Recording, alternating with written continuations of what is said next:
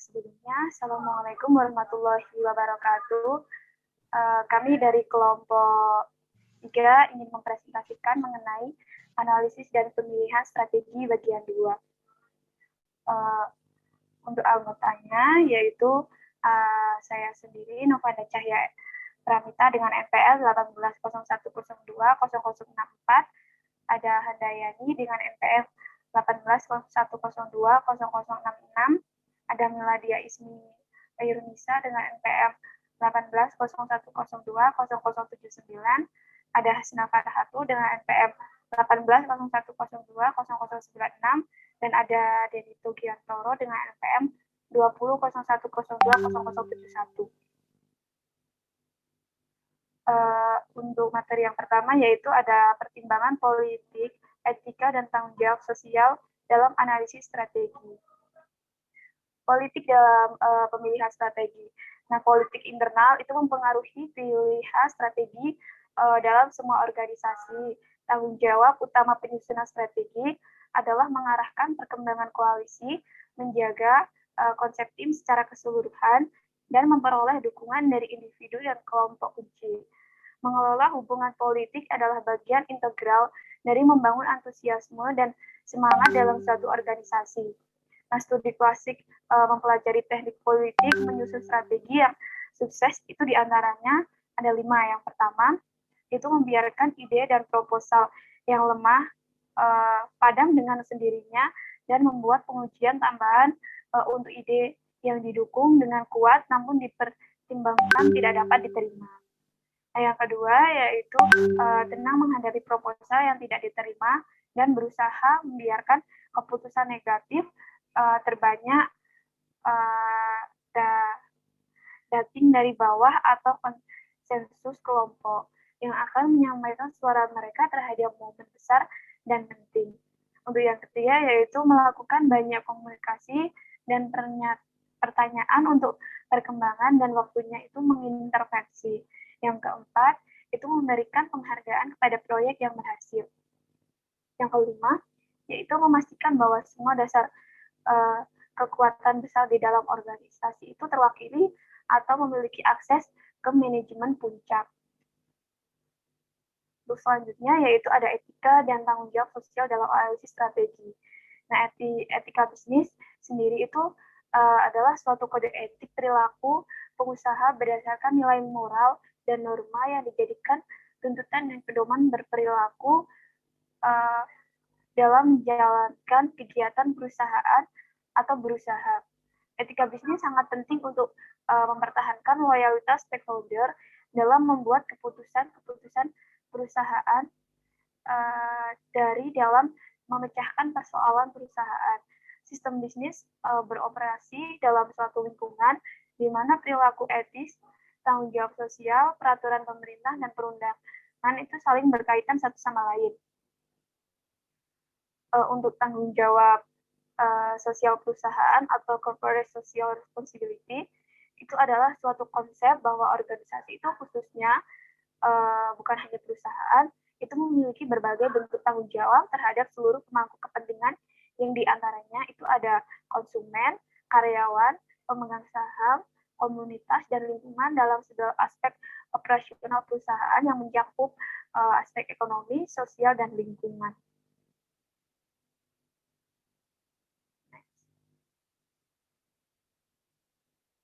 Selanjutnya yaitu ada aspek-aspek budaya dalam pemilihan strategi. Semua organisasi itu memiliki budaya atau kultur. Nah, di sini itu menyangkut perangkat nilai, kepercayaan, sikap, kebiasaan, norma, kepribadian, pahlawan, dan pemujaan bersama yang menggambarkan suatu perusahaan. Nah, budaya itu merupakan dimensi manusiawi dan cara unik untuk organisasi itu menjalankan bisnisnya. Yang merupakan hal yang menguntungkan untuk melihat manajemen strategi dari perspektif budaya karena keberhasilan itu seringkali bergantung pada seberapa besar dukungan yang diperoleh strategi itu dari sebuah budaya. Nah, budaya perusahaan juga dapat menciptakan solidaritas dan arti. serta memberikan inspirasi, komitmen, dan produktivitas dalam sebuah organisasi ketika perubahan strategi itu dibuat. Next. Untuk selanjutnya akan dijelaskan oleh Mbak Miladi.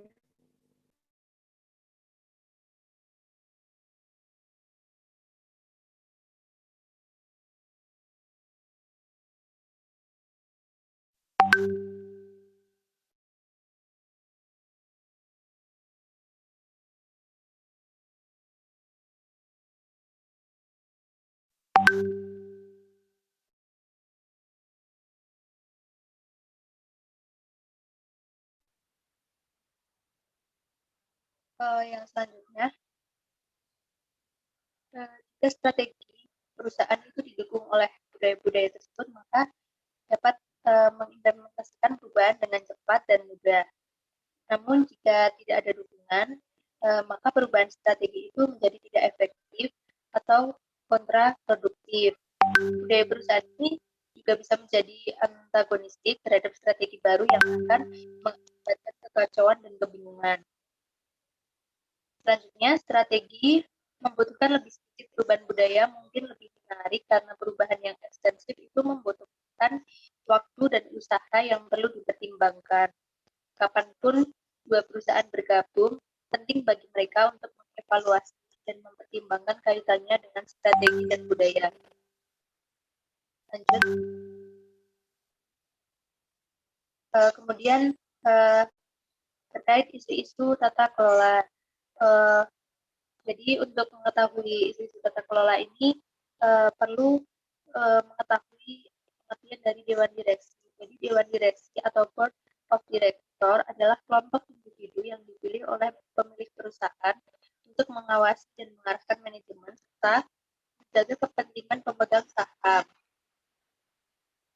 Tindakan mengawasi dan mengarahkan itu mengacu pada tata kelola perusahaan atau governance. National Association of Corporate Director mendefinisikan suatu tata kelola merupakan perilaku yang memastikan tujuan strategi jangka panjang dan rencana yang dibuat dan struktur manajemen yang disesuaikan dilakukan untuk meraih untuk tujuan tersebut, dan pada saat yang sama menjamin bahwa struktur tersebut berfungsi untuk menjaga integritas, reputasi, dan tanggung jawab perusahaan kepada berbagai konstituennya.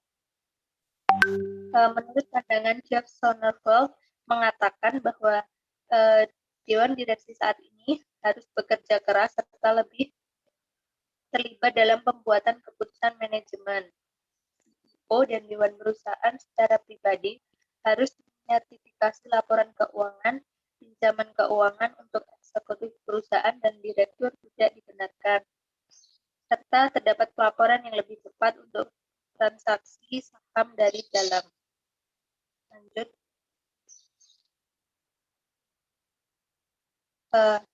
Kemudian ada aturan akuntansi baru yang terdapat di Amerika Serikat dan Eropa yang saat ini meningkatkan kode tata kelola perusahaan dan mensyaratkan lebih banyak pengungkapan keuangan yang ekstensif di antara perusahaan publik. Berikut merupakan peran dan kewajiban Dewan Direksi dapat menjadi 4 kategori, yaitu yang pertama mengontrol dan mengawasi manajemen. Peran dan kewajiban Dewan Direksi dapat dibagi menjadi yang pertama memilih CEO, memberikan forum untuk CEO, kemudian memastikan kompetensi manajerial, mengevaluasi kinerja manajemen, menentukan level gaji manajemen termasuk manfaat tambahan, menjamin integritas manajerial lewat audit yang berkelanjutan, menemukan dan meninjau kembali kebijakan untuk diimplementasikan oleh manajemen. Yang kedua, ada menaati peraturan hukum. Peran dan kewajiban Dewan Direksi harus mengikuti hukum yang baru, memastikan seluruh organisasi mematuhi peraturan, mengeluarkan anggaran rumah tangga dan resolusi terkait, memilih direktur baru, menyetujui anggaran modal, mengotorisasi peminjaman, pengeluaran saham baru dan obligasi. Untuk yang ketiga, mempertimbangkan kepentingan pemegang saham. Peran dan kewajiban Dewan Direksi yaitu memonitor kualitas produk, memfasilitasi progres ke depan dalam kualitas karyawan di dunia kerja, kemudian membuat ulasan kebijakan dan praktik tenaga kerja, meningkatkan iklim konsumen, menggunakan pengaruh pemerintah, asosiasi profesional, pendidikan, yang terakhir menjaga hubungan komunitas pada level tertinggi. Yang keempat, ada meningkatkan hak pemegang saham. Peran dan kewajiban Dewan Direksi yaitu menstimulasi pertumbuhan perusahaan, memberikan pedoman akan dilusi ekuitas, memastikan representasi pemegang saham yang equitable, menginformasikan pemegang saham lewat surat laporan pertemuan, kemudian mendeklarasi dividen yang sesuai, dan yang terakhir melanggengkan ekuitas pemegang saham.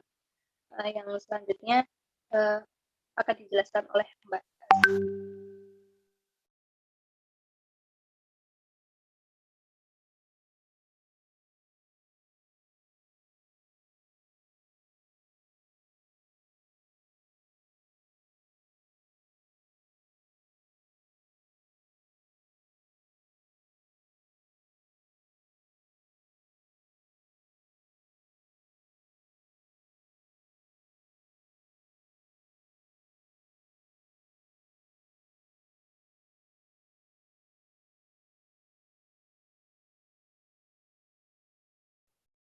Untuk yang selanjutnya ada review artikel dengan judul Strategi as Revolution dan penulis Gary Hamel tahun 1996, sumber Harvard Business Review.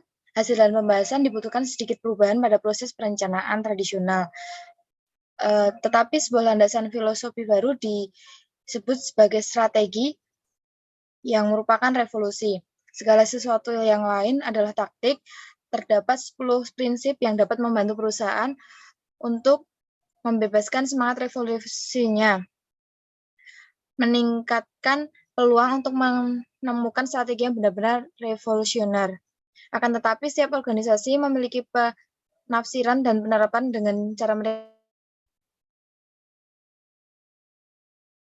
Yang selanjutnya, berikut cara berpikir tentang tantangan dan menciptakan untuk menjadi seorang revolusioner industri. Prinsip yang pertama itu perencanaan strategis tidak strategis. Pertimbangan proses perencanaan perusahaan merupakan proses pembuatan strategi yang cenderung reduksionis berdasarkan aturan sederhana dan heuristik. Yang kedua ada prinsip pembuatan strategi harus bersifat subversif, tetapi tujuan mereka bukanlah subversif.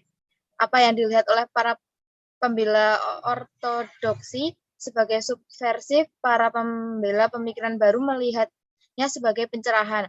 Jika ada harapan revolusioner industri, pencipta strategi harus membuang konversi industri. Yang selanjutnya ada prinsip 3, kemacetan ada di bagian atas total atau manajer senior yang merupakan piramida organisasi ini merupakan pengalaman, akan tetapi pengalaman berharga sejauh masa depan seperti masa lalu. Dalam industri medan berubah cepat sehingga pengalaman menjadi tidak relevan dan bahkan berbahaya, kecuali proses pembuatan strategi dibebaskan dari nilai pengalaman. Kecil kemungkinannya terjadi revolusi industri. Prinsip keempat ada revolusioner ada di setiap perusahaan. Dalam setiap perusahaan terdapat revolusioner yang mana para revolusioner industri seringkali meninggalkan majikannya mereka untuk mencari sponsor yang lebih imajinatif. Yang selanjutnya akan dijelaskan oleh Mbak Handa. Selanjutnya yaitu terkait prinsip kelima yang merupakan perubahan bukanlah masalahnya. Eksekutif senior mengasumsikan dua hal tentang perubahan memadamkan strategi revolusioner. Asumsi pertama adalah bahwa orang, yaitu manajer menengah, dan yang lain menentang perubahan. Untuk asumsi kedua mengikuti dari yang pertama, yaitu hanya seorang pemimpin pahlawan yang dapat memaksa organisasi yang pemalu dan tampak terbelakang ke masa depan. Tujuannya bukan untuk membuat orang mendukung perubahan, tetapi memberi tanggung jawab untuk melahirkan perubahan, beberapa kendali atas mereka. Selanjutnya, prinsip keenam pada pembahasan ini, pembuatan strategi harus demokratis. Artinya untuk membantu memunculkan strategi revolusioner, manajer senior harus melengkapi hierarki pengalaman dengan hierarki imajinasi. Hal ini dapat dilakukan dengan memperluas warna strategi secara dramatis. Selanjutnya, prinsip ketujuh. Siapapun bisa menjadi aktivis strategi. Aktivis ini bukan anarkis. Tujuan mereka bukan meruntuhkan tetapi mereformasi. Aktivitas ini tidak membantu opini mereka agar sesuai dengan prasangka orang yang melayani. Mereka adalah riot yang bermaksud melindungi perusahaan dari keadaan biasa-biasa saja. Kepentingan pribadi dan pemujaan masa lalu yang tidak ada artinya. Prinsip ke-8, perspektif bernilai 50 poin IQ. Setiap perusahaan yang berniat menciptakan revolusi industri memiliki 4 tugas. Yang pertama, perusahaan harus mengidentifikasi keyakinan tak tergoyahkan yang melintasi industri konvensi. Yang kedua, perusahaan harus mencari diskontinuitas dalam teknologi, gaya hidup, kebiasaan kerja, atau geopolitik yang mungkin menciptakan peluang untuk menulis ulang aturan industri. Yang ketiga, perusahaan harus mencapai pemahaman yang mendalam tentang kompetensinya. Yang terakhir, yaitu perusahaan harus menggunakan semua pengetahuan ini untuk mengidentifikasi ide-ide revolusioner, pilihan strategis yang tidak konvensional yang dapat ditetapkan dalam domain kompetitifnya. Untuk prinsip yang ke-9, top-down dan bottom-up bukanlah alternatif. Di satu perusahaan, CEO percaya bahwa tim pembuat strategi bertanggung jawab untuk meyakinkannya mereka telah menentukan jawaban yang benar. Sikap itu adalah sikap yang salah. Tanggung jawab CEO untuk tetap cukup dekat dengan proses pembelajaran organisasi, sehingga dia dapat berbagi wawasan karyawan dan memahami keyakinan mereka yang muncul. Dalam proses perencanaan tradisional, hasil cenderung mengelompok di sekitar prasangka manajer senior. Kesenjangan antara rekomendasi dan kecenderungan yang sudah ada sebelumnya cenderung rendah. Untuk prinsip yang ke-10, tidak dapat melihat dari awal meskipun tidak mungkin untuk melihat dari awal. Proses penciptaan strategi yang terbentuk dan inklusif secara substansional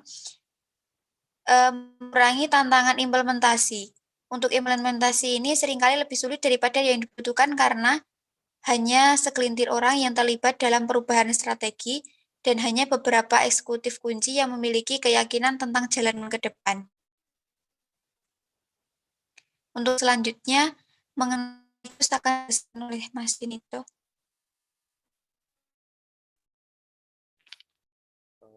Untuk kasusnya di sini adalah kasus analisis strategi pemasaran pada PT Gojek Indonesia. Latar belakang perkembangan dan pemanfaatan teknologi saat ini dan menyentuh di segala bidang termasuk dalam hal bisnis jasa yang saat ini semakin beragam dalam rangka memenuhi kebutuhan hidup masyarakat. Salah satu bisnis jasa yang sedang berkembang saat ini yaitu bisnis jasa transportasi roda 2 atau sering disebut dengan nama ojek online. Salah satu perusahaan transportasi ojek ini adalah merupakan perusahaan penyedia transportasi ojek online yang selalu meningkatkan kualitas layanannya dan harga yang ditawarkan cukup bersaing dengan penyedia jasa transportasi lain. PT Gojek Indonesia didirikan pada tahun 2011 oleh CEO dan Managing Director Nadiem Makarim bersama rekannya Ica Linggo-Maron. Kemudian Gojek merupakan perusahaan yang bergerak di bidang layanan transportasi ojek online, merupakan perusahaan perantara antara driver ojek dengan pengguna yang menggunakan teknologi modern. PT Gojek Indonesia ini sudah memiliki lebih dari 200.000 driver yang tersebar di 15 kota dan terus bertambah operasi di 10 kota besar termasuk Jakarta, Bandung, Bali, Surabaya, Makassar, Yogyakarta, Medan, Palembang, Semarang, Balikpapan, Solo, Batam, Malang, Manado, Samarinda, dan telah memenuhi prestasi sebagai juara 1 dalam kompetisi bisnis Global Entrepreneurship Program Indonesia atau GEPI di Bali. Selain itu, Gojek telah memperoleh berbagai penghargaan dan berbagai komunitas bisnis maupun sosial. Namun, seiring perkembangan waktu, kepopuleran Gojek tampaknya menarik banyak pihak. Beberapa entrepreneur mengikuti jejak Gojek saat ini ada 6 ojek online yang siap bersaing dengan Gojek seperti GrabBike, SmartJack, BangJack, TaxiJacker, OJC, dan BlueJack. Dan yang menjadi pesaing utama adalah GrabBike. Salah satu cara yang dapat dilakukan oleh perusahaan dalam menghadapi saing adalah dengan menentukan strategi sesuai adalah dengan menggunakan analisis lingkungan. Slide selanjutnya.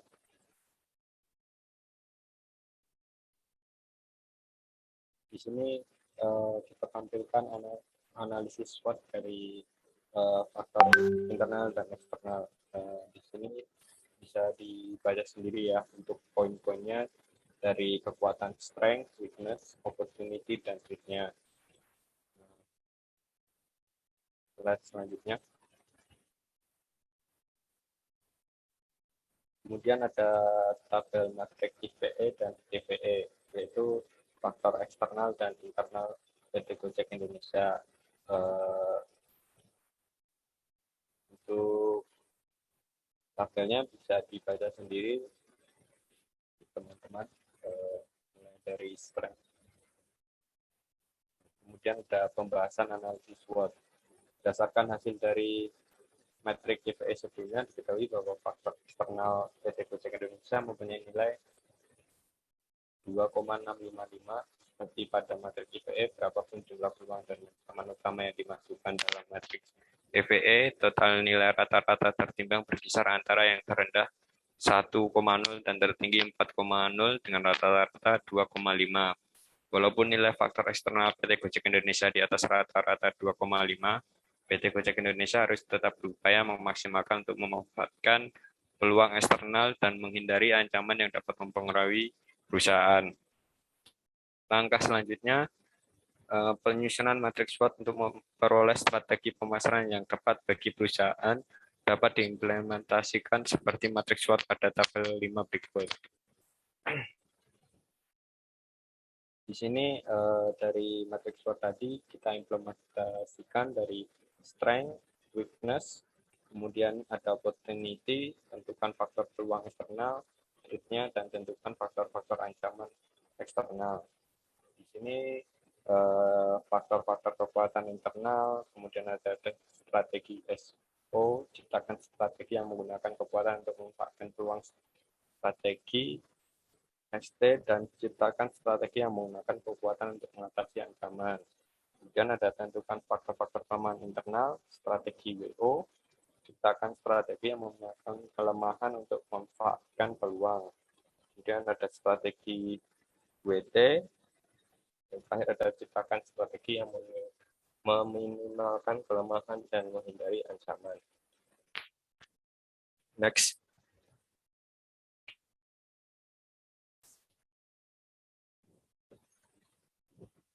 Untuk implementasi matriks SWOT yang sudah sudah kita paparkan tadi, di sini ada EVAS per EVAS, kemudian ada strength sama weakness-nya. Kemudian kita masukkan segala unsur dari strength tadi dan weakness tadi. Kemudian next slide selanjutnya. Nah, ini kelanjutannya. Di sini ada traits sama strategi. Di sini kita masukkan beberapa traits yang sudah kita analisis tadi ke dalam tabel sini. Next, Mbak. Nah, pembahasan analisis SWOT. Dari analisis SWOT yang sudah kita implementasikan tadi, strategi strength sama opportunity-nya ada pertahankan dan tingkatkan kualitas jasa dalam pelayanan terhadap pelanggan. Kemudian yang nomor 2, pengembangan pasar di semua kalangan PT Gojek Indonesia merupakan pionir penyedia jasa layanan Gojek profesional. Kemudian strategi weakness, opportunity. Di sini ada penertiban pengemudi Gojek, PT Gojek. Yang kedua, cara komunikasi PT Gojek Indonesia dengan pengemudi. Yang ketiga, memperbaiki aplikasi yang sudah ada. Ya, strategi strength sama threats. Di sini mengembangkan daya saing, kemudian menetapkan tarif yang cukup murah bagi pengguna jasanya. Ketiga, memberikan banyak manfaat bagi konsumen. Keempat, menambah strategi dalam promosi jasa. Kelima, diferensiasi personel perusahaan Gojek. Yang terakhir ada strategi weakness sama threats-nya. Di sini nomor 1, marketing nasionalisme. Yang kedua, meningkatkan loyalitas karyawan. Yang ketiga, meningkatkan hubungan baik dengan pelanggan. Next. Kesimpulan. Dari hasil analisis matriks SWOT dapat diketahui bahwa ada 4 strategi yang dapat dijalankan, yaitu strategi pengembangan pasar, strategi integrasi horizontal, strategi pengembangan produk, dan strategi penetrasi pasar. Nah, dari matriks IVE dan EVE yang sudah kita bahas sebelumnya, di sini ada tabel untuk menentukan nilai rata-ratanya, di mana total rata-rata tertimbang IVE tadi sejumlah 2,935 dan total rata-rata tertimbang EVE-nya ada 2,655. Jadi di sini menurut tabel dari proporsi kuat, rata-rata, dan lemah, matrik EVE dan EVE dari PT Gojek itu berada di tengah, yaitu di nilai rata-rata. Next. Nah, kesimpulan selanjutnya, PT Gojek Indonesia memiliki kekuatan diantaranya adalah pelopor layanan ojek online di tanah air dengan merek yang mudah diingat. Selain mengantar customer ke tempat tujuan sebagai kurir yang mengantar barang, juga layanan shopping dan GoFood untuk membeli barang atau makanan tertentu. Kemudian pemesanan dilakukan secara online menggunakan smartphone dan tidak perlu khawatir soal uang kembalian atau membawa uang tunai dengan GoPay, lewat ATM, mobile banking. Kedua, selain itu, Gojek juga memiliki kelemahan antara lain adanya pengemudi Gojek yang nakal. Aplikasinya sering error, terutama di jam-jam sibuk atau rush hour. Pengamanan sistem operasi Android merupakan sistem yang amat mudah dimodifikasi dan memiliki banyak celah keamanan. Penolakan pengemudi terhadap sistem penilaian performa yang ditetapkan manajemen yang tidak transparan. Yang ketiga, peluang-peluang yang dimiliki PT Gojek Indonesia dapat dimanfaatkan secara maksimal oleh Gojek untuk meningkatkan penjualan, yaitu memiliki pasar potensial untuk bertumbuh. PT Gojek Indonesia telah resmi beroperasi di 15 kota besar di Indonesia dan akan terus bertambah, bermitra dengan sekitar 200.000 pengendara Gojek yang berpengalaman dan terpercaya di Indonesia.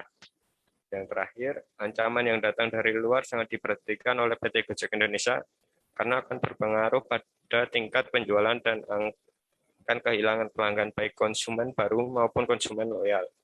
Adapun ancaman yang dihadapi oleh PT Gojek Indonesia adalah semakin banyak berdirinya usaha yang sejenis, harga kompetitor lebih murah di beberapa pesaing, baik Gojek maupun Grabback sama-sama melengkapi pengendaranya dengan jaket bernuansa hijau dan logo di helm yang hampir mirip. Hal ini dapat membingungkan pelanggan. Para pengemudi Gojek kerap kali mendapatkan ancaman atau serangan dari ojek tradisional. Sekian presentasi dari kami. Mohon maaf jika ada kesalahan. Terima kasih.